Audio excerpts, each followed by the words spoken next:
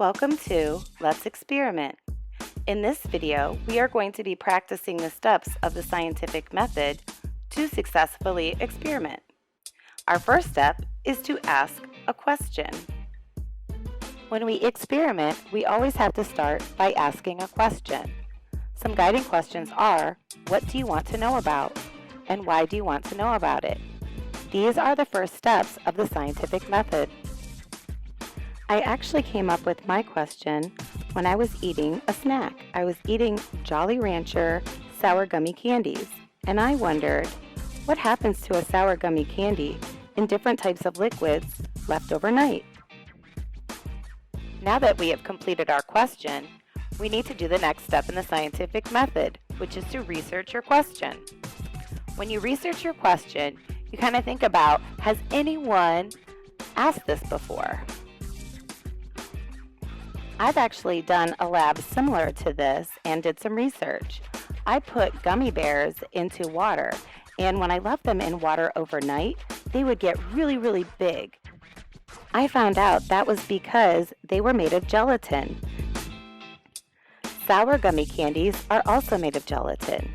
So I think from doing my research, it's going to help me make my hypothesis. The next step in the scientific method is to form a hypothesis. When you form a hypothesis, you are asking, what do you think is the answer to your question? You also want to ask yourself, can you test this question? Remember, we're only using testable questions. So here is my hypothesis. I wrote, when I put sour gummy candies in different liquids, and I wrote the different liquids there. I had water, soda, Gatorade, vinegar. I think blank because blank.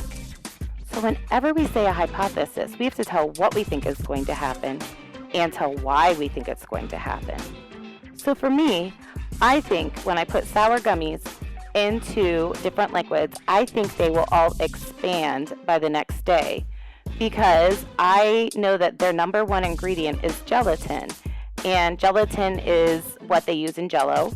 And when you make Jell-O, it gets all it moves all crazy and I think that's going to happen to the sour gummy candies too, because I think they're going to expand when they're in liquid.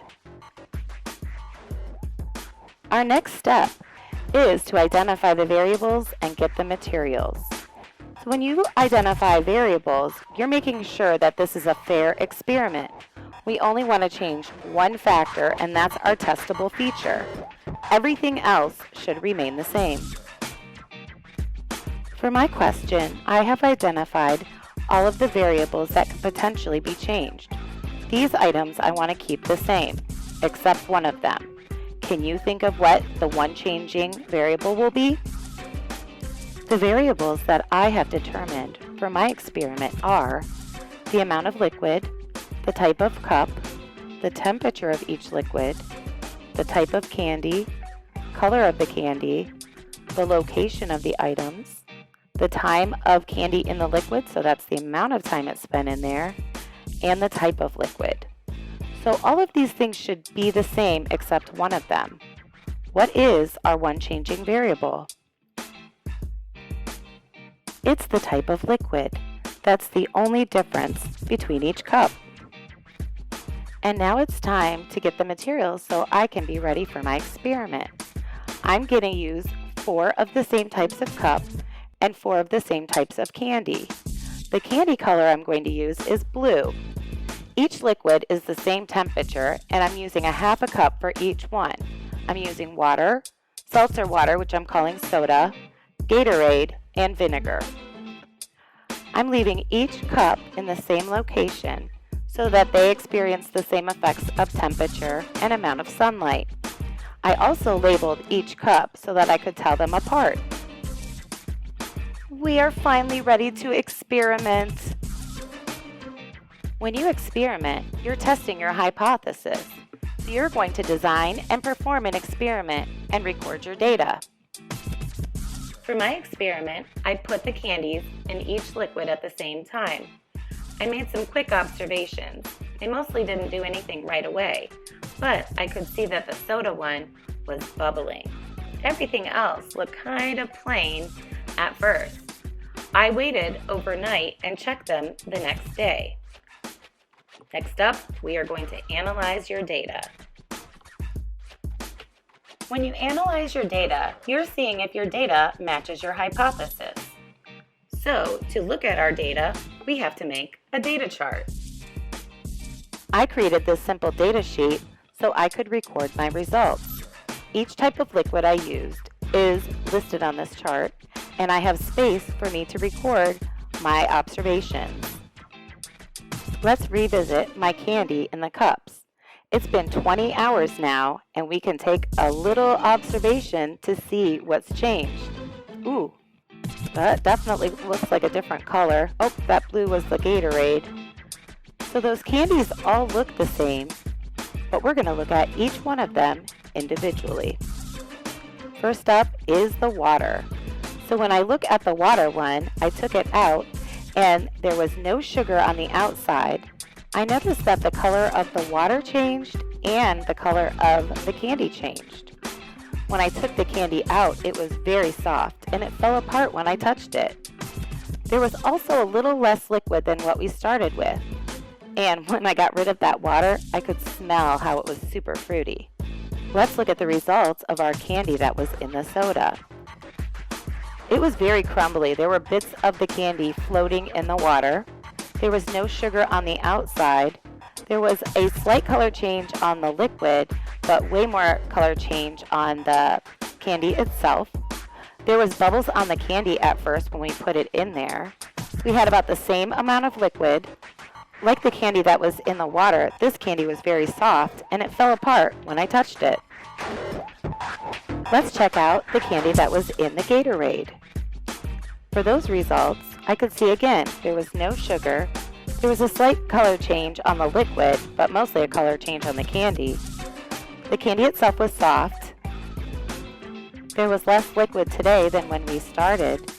And when I touched it, small pieces of the candy attached to my finger. Let's check out the results for our last type of liquid, which is vinegar. When I looked at the vinegar objects, I could see that it was crumbly. Bits of candy were I wrote in the water, but it was in the vinegar. The candy had no sugar on the outside. It was soft, and it fell apart when it was touched. There was also less liquid in the cup. Finally, the color of the candy changed. I put a blue sour gummy candy next to each one that had been in a liquid so that we could compare them as we reflect on our results. So when we look at all of our results, I can see that none of the candy had sugar on it. They all had some sort of color change. They were all soft, and they would break much easier than they could before. We can see all of that information in our results. Now we're going to use that information to draw conclusions.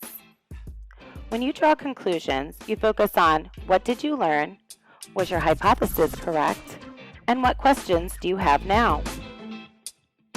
I learned that each sour gummy candy reacted almost the same way in water, soda, Gatorade, and vinegar. In reflecting back on my hypothesis, I know it was not supported. I predicted that each candy would get much larger, but when looking at the final results, they all stayed about the same size.